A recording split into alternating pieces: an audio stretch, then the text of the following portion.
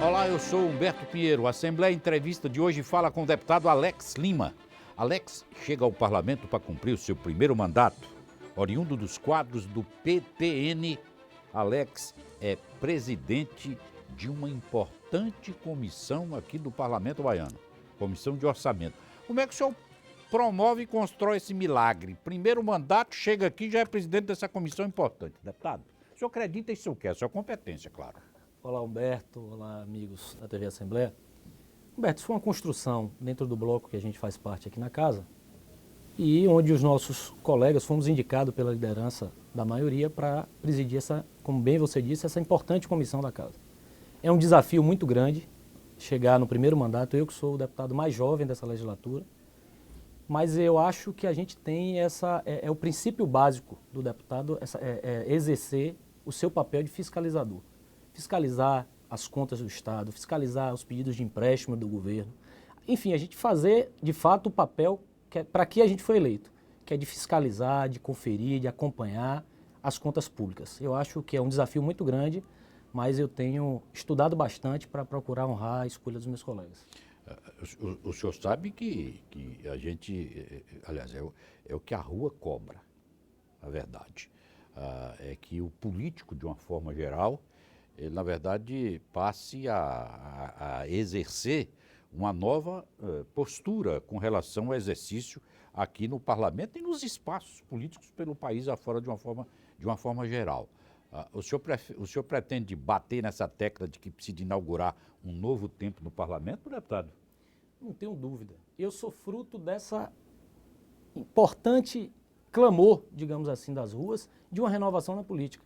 Eu não sou, Humberto, eu não sou representante de nenhum grupo tradicional da política baiana. Eu não tenho, entre os meus familiares, nenhum político de destaque na política estadual. E na minha primeira eleição que eu disputo, cheguei a essa casa, com mais de 46 mil votos. Então eu tenho consciência da responsabilidade que trago, porque sou a representação, sou um dos anseios, né? Sou um deputado fruto desse anseio popular de mudança, de renovação. E eu não tenho dúvida que não existe outro caminho, Humberto. Nós políticos estamos muito desgastados, a classe política está muito desgastada. E isso preocupa bastante, porque quando a política falha, o que a gente vê são regimes totalitários. Então, o único caminho de uma mudança efetiva é através da política. E se a classe política o povo não se sente representado por essa classe política, a gente entra num abismo muito grande e numa dificuldade tremenda para viver, né? Porque as pessoas têm a mania de dizerem que não gostam de política ou que não estão cansados dos políticos, mas a gente não vive sem política. O nosso dia a dia é feito de política. Então, Humberto, eu não vejo outro caminho a não ser a gente se aproximar da sociedade cada vez mais. Essa casa precisa ser a casa de ressonância da sociedade, não no discurso, na prática. Precisamos fazer funcionar bem as comissões, precisamos cobrar investimentos do governo, denunciar possíveis falhas, porque meu partido faz parte da base do governo, porém eu tenho a responsabilidade de ajudar esse governo a governar também. Então nós não podemos ficar aqui dizendo amém a esse governo, precisamos ajudar, mostrar o que estiver errado. E eu não tenho dúvida que o governo vai errar. Todos os governos erram. E nosso papel aqui na Assembleia é mostrar para o governo onde ele está errando e pedir a correção desses rumos. Então, eu não tenho dúvida que não existe outro caminho. Precisamos aproximar cada vez mais o parlamento da sociedade. Precisamos falar a língua da sociedade. Você disse assim, Humberto, primeiro, o senhor é o parlamentar mais jovem. Quantos anos o senhor tem? 31. 31 anos. É realmente jovem. Você diz assim, Humberto, eu cheguei aqui com 46 mil votos. Aliás, para mim, uma votação surpreendente. Qual é o mapa eleitoral, do ponto de vista geográfico? Olha, Alberto, eu sou filho de Esplanada, uma cidade que fica aqui no litoral norte. Isso. E é uma cidade de pouco mais de 30 mil habitantes, porém uma região que enfrentava uma crise de representação. As pessoas identificavam que faltava uma voz mais firme. Existiam deputados competentes votados na região, que fizeram bons trabalhos, mas que a sociedade não entendia como legítimos representantes daquela região. Então, nossa candidatura saiu desse clamor regional, se podemos chamar dessa forma, de que a região precisava ter uma nova voz. A região precisava ter, de fato, um deputado que a representasse, que trouxesse os problemas e as dificuldades para os níveis de poder aqui em Salvador e, muitas vezes, até no governo federal. Então, o primeiro passo da construção dessa candidatura foi por esse apelo regional, da região entender, eu sou o deputado mais votado daquela região. tive mais de metade dos meus votos, cerca de 25 mil votos naquela região. Então, esse foi o primeiro ponto. O segundo foi a militância partidária, né? Eu sou secretário-geral do PTN da Bahia desde 2007, ajudei a construir esse partido aqui no estado, sou presidente nacional da juventude, fui escolhido pela direção nacional para ser o seu presidente da juventude.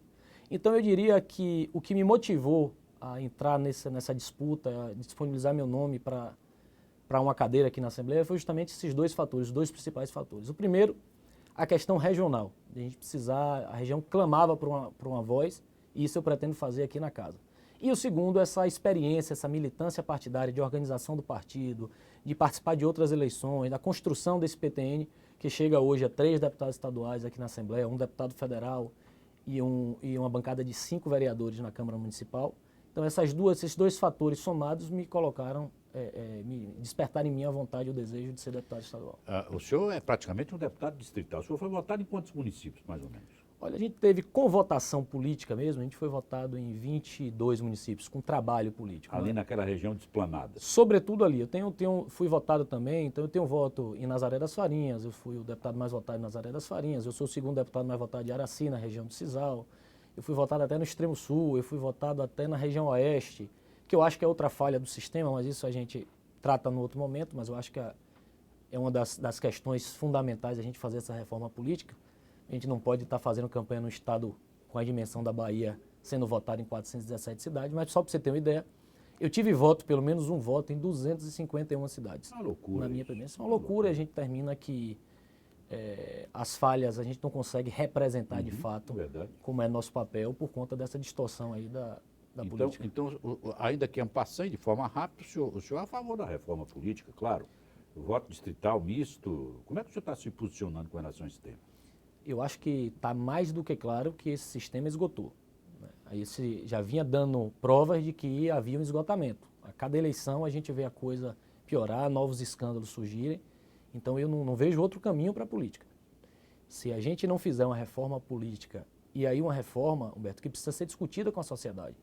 Não adianta porque se a gente pensar que aqueles que estão no poder vão fazer uma reforma para se prejudicar, isso aí é ilusão. A gente precisa começar a falar de verdade ao povo brasileiro e ouvir deles qual é o tipo de reforma que ele quer. Não adianta a gente ficar discutindo, porque senão, veja que só para citar os últimos exemplos, você teve o mensalão, você teve o petrolão e vai ter tantos outros, porque não adianta você punir o fato em si, você precisa mudar o que é que gera esse fato. Então, quais são os problemas de corrupção no país? Os problemas de corrupção do país é porque a gente tem um sistema político falho, que você termina tendo que, a cada eleição, gastar mais para se eleger. Então, o que acontece é que os mandatos no Brasil, eles são comprados. E isso não tem quem aguente. Não tem como você fazer uma mudança de paradigma aí se você não fizer essa reforma política. É por isso que dizem, eu concordo com isso, que a reforma política é a reforma de todas as outras, é a mãe de todas as outras. Se a gente não encarar isso, a gente não pode perder esse momento. É evidente que o senhor é uma exceção com relação a essa compra do mandato. Óbvio. Obviamente, mas não deixa de ser uma campanha cara, entendeu, Alberto? Eu disse anteriormente que eu sou fruto de uma articulação regional. Então, para mim, foi muito mais fácil enfrentar uma campanha muito cara, porque eu tinha o apoio da minha região. Então, eu fui votado em diversos municípios, né? Mas a minha base, vamos dizer, mais de 50% da minha eleição veio de uma região. Então, foi esse apelo regional que viabilizou a minha eleição, porque eu não teria a menor condição de disputar uma eleição. Em outro cenário, se fosse para eu sair, digamos, do zero, para construir essa candidatura, para ter 40, 50 mil votos, não teria a menor chance. Ou você teria uma estrutura por trás de um prefeito de uma cidade grande, ou um grupo político, um partido político grande, que não é o caso do PTN, para você se lançar numa empreitada dessa, ou então não tem condição. Então, não é porque eu não fui fruto disso que eu vou me preocupar menos, muito pelo contrário, porque eu não fui dessa, eu não sei o que é que vai ser da próxima eleição. Né? Eu não sei, eu tenho muito medo da eleição de 2018 a gente passar ou enfrentar 2014 piorada. Então eu acho que a gente precisa, Humberto, e aí eu chamo a atenção para uma coisa, que a gente tem também uma ideia de que os políticos são contra a reforma política. Eu acho que, salvo raríssimas exceções, será muito importante para a classe como um todo. Ninguém aguenta fazer campanha dessa forma. Você imagina, Humberto, você ter que rodar 417 cidades, né? Porque eu digo rodar, não é que você vá às 417, mas você tem que estar aberto para ser apoiado por qualquer um. Se a regra é essa, você termina jogando com a regra. Claro. Então, você imagine o que é isso do ponto de vista financeiro, do ponto de vista de desgaste físico, do ponto de vista de desequilíbrio de forças que você não consegue, né? Se você tem uma região, se eu fosse da região metropolitana, então meu público era muito maior do que da minha região ali do litoral norte. Então, essa distorção vai ajudar e muito a política, mas os políticos também. Então, eu acho que a gente não pode perder essa oportunidade de fazer essa reforma. E mais do que isso, na verdade a perda de foco do discurso, porque você sai dali da região de Esplanada e vai lá para o extremo sul da Bahia, é evidente que o seu discurso é absolutamente diferente. E não tem razão, né? Você tem um discurso na região de Esplanada e um outro discurso lá para o extremo sul, onde a sua presença eleitoral é pequena. Mas, deputado, e chega aqui embalado por sonhos, evidentemente. Poderia exemplificar um deles, deputado? Olha, um dos sonhos, e talvez ele seja o pai de todos os outros, vamos chamar assim, é de que a gente consiga mudar essa imagem do político. É muito ruim, eu vi nessa eleição, mesmo sendo candidato de primeiro mandato, a rejeição do povo à classe política.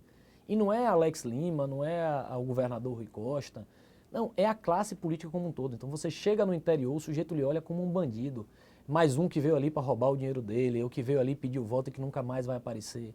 Então, se eu sei das inúmeras responsabilidades enquanto deputado que eu tenho, mas se tem uma coisa que eu gostaria de chegar ao final desses 4 anos, ou até o final da minha vida pública, que eu não sei até quando estarei nela, até onde o povo irá permitir que eu esteja nela, mas é poder olhar para trás e ver que a gente avançou. Mesmo que a gente não consiga resolver todos os problemas que a gente sabe que existem na política, mas se a gente conseguir melhorar, nem que seja um pouco da imagem do político, se a gente conseguir resgatar um pouco da credibilidade dos políticos, eu acho que esse era um sonho que eu queria ver realizado. Como é que o senhor está vendo esse momento que o país atravessa, do ponto de vista da imagem da sua classe?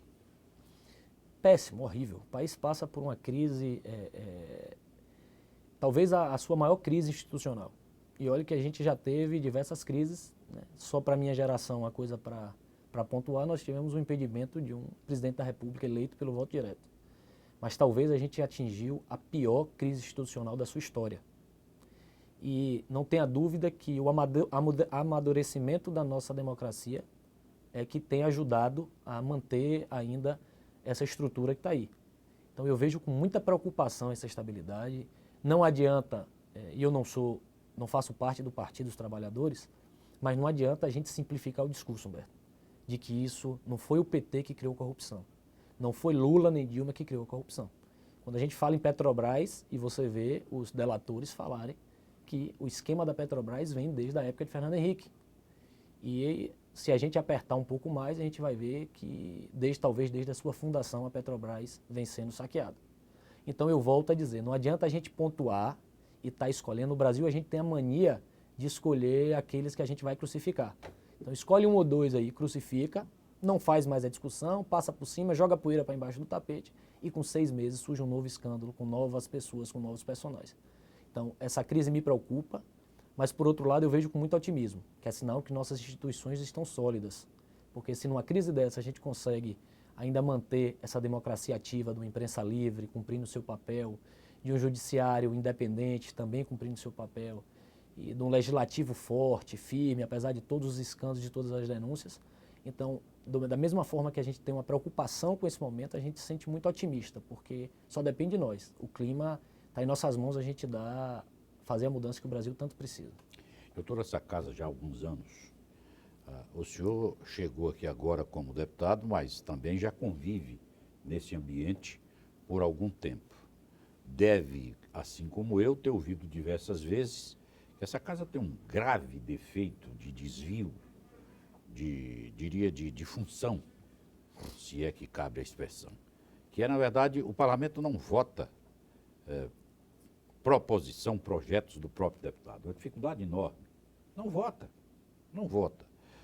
O senhor pretende, pelo menos, trabalhar para mudar essa realidade, deputado? Isso é um absurdo. Você retirar do deputado sua principal prerrogativa de fazer leis, de elaborar projetos, de contribuir com a sociedade, isso realmente é uma estupidez que não dá para entender. Ontem, na sessão legislativa, o presidente Marcelo Nilo se posicionou, inclusive, dessa forma, que vai reunir as lideranças partidárias, vai reunir o presidente da Comissão de Constituição e Justiça, para que a gente comece a mudar esse quadro. É inadmissível que a gente fique aqui apenas referendando as ações do governo, dizendo o amém ou para a oposição dizendo não a tudo. A gente precisa passar, essa casa precisa voltar a ser a casa dos debates, a casa dos projetos, de coisas que mudem a vida do cidadão, porque é isso, Roberto, que a população espera. A população não tá atrás de muita coisa, não é nada de outro mundo que a população quer. Ela apenas quer que a gente cumpra com o nosso papel, o papel para o qual a gente foi eleito. E isso não tem explicação por que de não ser dessa forma. Então a gente precisa, eu não tenho dúvida que eu serei mais um soldado nessa luta aí, para que a gente consiga votar, enfim, projetos de deputados na casa. Porque somente dessa forma a gente vai poder exercer de fato o nosso papel aqui de legislador, de legislar, de propor leis. Então eu acho que não tem razão para não ser dessa forma. O deputado também se alimenta muito de projetos, né? O seu mandato você exerce buscando, na verdade, melhorias para aquelas comunidades que você representa de forma mais direta, mas também de trabalhar proposições de ordem, de geração de ordem pessoal. O que o senhor imagina propor no parlamento nesse primeiro ano de mandato, deputado? Beto, quando a gente assumiu essa candidatura, eu tive o cuidado de elaborar uma carta de propostas, que eu chamei de propostas para o mandato, para esse possível mandato que, graciosamente, o povo da Bahia me deu essa chance de representá-los aqui, que tem algumas ideias do que a gente pretende trazer para aqui. Eu, por exemplo, penso na questão da juventude, eu tenho foco, por ser até um deputado muito jovem, eu tenho foco na juventude. Então, uma das coisas que eu pretendo, e eu espero que ninguém pesque essa ideia, mas é fazer um projeto voltado para a juventude na questão do REDA, que eu chamo isso de REDA universitário. Veja bem, nós criticamos muito o REDA, sobretudo o apadrinhamento político, a questão desse regime de contratação. Então, o que é que eu pretendo com esse projeto? Por exemplo, que a gente garanta um percentual dos REDAs do Estado para que a gente dê oportunidade à juventude ter o seu primeiro emprego. Porque senão a gente vai cair naquela velha prática ruim do mercado de trabalho. Se você é novo demais, você não presta porque você não sabe nada. E se você é velho demais, você não presta porque você já está velho. Então a gente precisa começar a resolver essa equação. E esse é apenas um dos projetos que eu penso em trazer para cá. Estou licitando apenas um. Mas existem questões, como você disse, que eu acho que o deputado precisa fazer um misto das duas coisas. Existem questões regionais, existem bandeiras municipais, muitas vezes, uma estrada, uma situação. Existem coisas que você vai solucionar e que você vai atender às demandas de todo o Estado. Eu acho que a gente precisa se equilibrar aí entre esses três tipos, digamos assim, de reivindicação. Você tem a regional, você tem a municipal e você tem as grandes questões que afetam o Estado.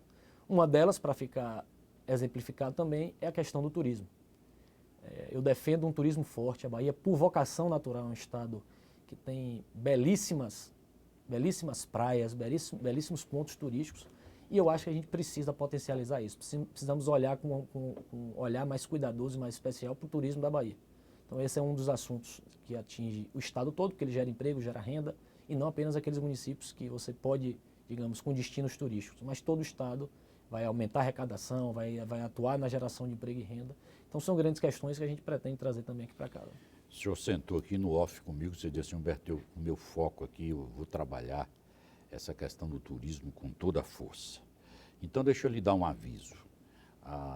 Tenho ouvido dos seus pares, de legislaturas passadas, que um dos grandes entraves com relação à questão do turismo, especificamente aqui na Bahia, já que nós estamos falando do nosso ambiente doméstico, é, na verdade, a liberação por parte dos órgãos ambientais das chamadas licenças ambientais.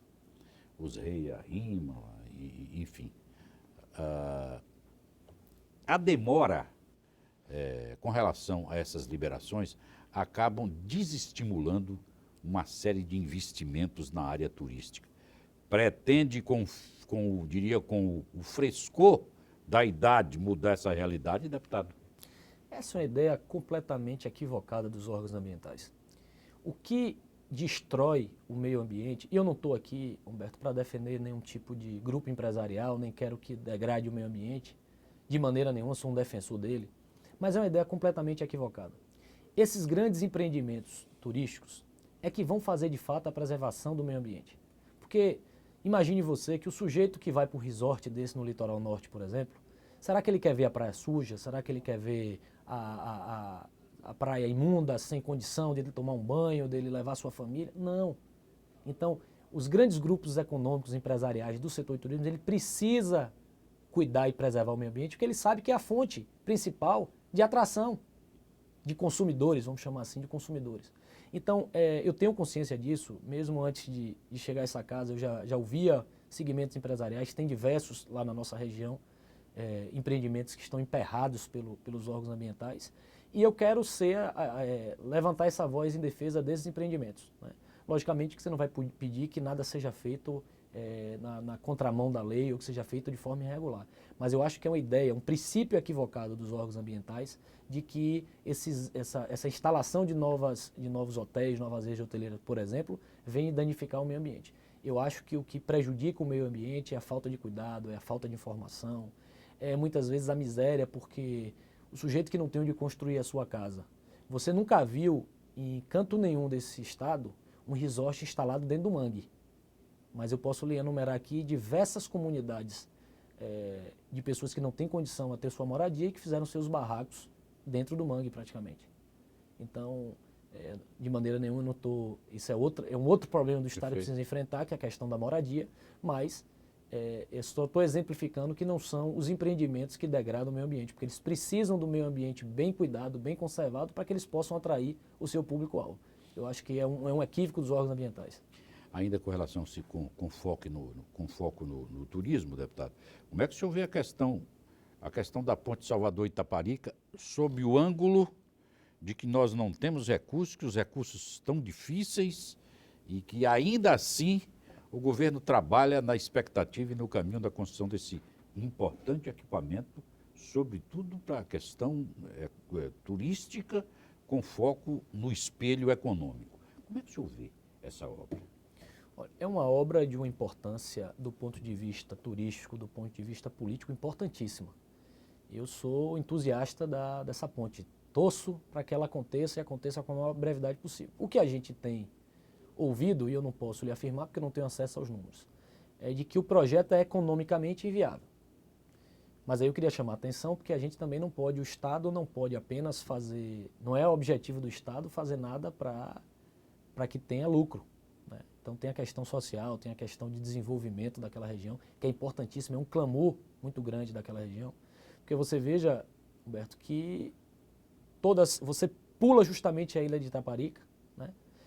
Da parte do turismo, você tem tido um decréscimo de número de turistas, e quando aquela região cresce em números muito positivos, a região de Morro de São Paulo, a região que descendo para o sul, Ilhéus, Itacaré e até o extremo sul da Bahia. Então, se você consegue estabelecer uma redução no tempo que o serviço de ferryboat, apesar de ter sido melhorado na gestão do então secretário Otto Alencar, mas nós temos uma dificuldade muito grande de acesso. É um entrave na mobilidade essa questão dos ferries ainda. Então, a ponte é muito importante para aquela região. Eu acho que precisa equacionar aí, talvez uma PPP resolva isso, e a gente conseguir botar aí dinheiro de investidor privado, mas consiga botar também, conseguir dinheiro federal, conseguir uma contrapartida do Estado, mas do ponto de vista político, do ponto de vista de desenvolvimento para a Bahia, eu vejo com muito bons olhos a ponte. Vamos torcer para que consiga equacionar essa questão econômica para a gente ver se esse sonho ser realizado. 46 mil votos, em torno de 35 municípios de forma mais concentrada, não é isso? Isso. O senhor já disse as razões desse milagre que o senhor acabou conseguindo, sem nenhum prefeito. Não, alguns prefeitos. Ah, sim, claro. 6 prefeitos, 6 amigos me apoiaram. 6 amigos apoiaram o senhor. Agora, deputado, como é que o senhor vê esse quadro partidário nos parlamentos? Como é que o senhor está vendo essa quantidade de partidos? Como é que o senhor enxerga isso, deputado? Isso é mais uma distorção do sistema político brasileiro, que aqui brinca-se que o brasileiro sempre procura uma forma de tornar negativa uma coisa que é positiva. A ideia inicial do pluripartidarismo, ela é muito importante. É você permitir que as minorias sejam representadas. Então, quando isso foi posto lá atrás, de que a gente saiu daquele quadro de bipartidarismo, que as pessoas teriam liberdade, digamos assim, para criar, para fundar partidos, é justamente para que as minorias sejam representadas. Agora, como sempre, os políticos resolveram banalizar isso. Então se cria hoje um partido para cada coisa. E depois da fidelidade partidária, novos partidos foram criados simplesmente pelo fato para burlar, para que o governo tivesse maioria. E esse é um dos pontos da reforma política que precisa passar. Eu, por exemplo, acho que você não pode, pessoalmente eu sou contra a cláusula de desempenho. Porque eu acho que a cláusula de desempenho vem justamente restringir o direito, porque o direito, Humberto, dos partidos existirem de lançar candidato, não tem problema. Eles devem fazer parte do debate democrático. O que precisa acabar é a venda de partido. É o loteamento público, de cargos públicos, de espaços no governo, de partido. Aí você me pergunta, e como é que você soluciona isso? O fim da coligação é uma dessas coisas. O fim da coligação é uma dessas coisas. Porque, naturalmente, você não vai impedir daquele partido funcionar e lançar candidato. Mas você há de convir comigo, se o sujeito não tiver chance de arrumar uma boa coligação para se eleger, as pessoas tendem a se concentrar, ou a concentrar as candidaturas mais fortes, ou aquelas com mais viabilidade política, naqueles partidos que vão atingir o coeficiente eleitoral. Então, uma das formas de você, sem segregar o direito das pessoas se lançarem na política, fazer o debate, participar do processo democrático, mas você, ao mesmo tempo, corrige a distorção, porque você não permite hoje que o sujeito, por exemplo, sozinho entre numa coligação e que só tenha ele de candidato e que ele consiga, por conta dessa coligação, se eleger em detrimento de uma série de outros partidos que se organizaram de uma forma melhor. Então, esse é um dos pontos que precisam de mudança. Perfeito. Se apresente aqui a Bahia, deputado, naquela Câmara. Quem é Alex Lima? Alex Lima é um jovem que chega a esta casa pela generosidade de mais de 46 mil baianos, e eu quero aproveitar, se me permitir, para agradecer a cada um de vocês. Chego aqui cheio de sonhos, sabendo do exato peso da responsabilidade que trago. Não tenho objetivo de ser melhor do que nenhum deputado nessa casa, mas tenho o compromisso maior de representá-los aqui na Assembleia, de fazer valer aquele slogan que usamos na campanha, de que é possível sim fazer diferente. E é isso que a gente pensa fazer. Precisamos fazer uma política moderna, uma política mais próxima da sociedade, representando os interesses do município, dos municípios e das regiões onde fui votado, mas sobretudo defendendo que essa Bahia, que esse estado seja o estado mais seguro, mais humano, cada vez mais democrático, com a saúde melhor, com a educação que de fato promova a verdadeira independência, que é o que eu defendo, que sem a educação a gente não consegue avançar, a gente não consegue corrigir as distorções, e dizer que eu quero ser, nessa casa, uma voz dos baianos em defesa de uma Bahia melhor. É esse o meu objetivo e é para isso que eu fui eleito e é esse trabalho que eu pretendo fazer aqui. Deputado, prazer enorme dividir essa bancada com o senhor. É a oportunidade primeira de várias, que se Deus quiser nós vamos ter a oportunidade de dividir essa mesma bancada durante esses 4 anos aqui no desempenho do seu mandato. Eu que agradeço a oportunidade que vocês me deram nesse dia e dizer que eu estou disponível aqui para a gente falar sobre diversos temas. O mandato está à disposição desse importante veículo de comunicação, é um veículo que mostra o dia a dia da casa. Só para complementar e finalizando, para agradecer, Humberto, as pessoas não sabem ainda de fato o que... As pessoas ainda acham que a Assembleia, por exemplo, só tem um dia de sessão. As pessoas ainda têm essa imagem de que aqui é apenas uma Câmara de Vereadores do interior um pouco maior. Mas não, aqui os deputados trabalham muito, aqui a gente tem reunião de comissão, a gente tem sessão especial. Enfim, vocês é que permitem que esse trabalho nosso seja reconhecido e seja levado aos rincões mais distantes da Bahia. Então eu agradeço a oportunidade, espero em breve voltar aqui para essa bancada para a gente estar falando sobre a Bahia, sobre a política. Pronto. Muito obrigado pela sua atenção, nós ficamos por aqui. Canal Assembleia, a TV da Casa do Povo.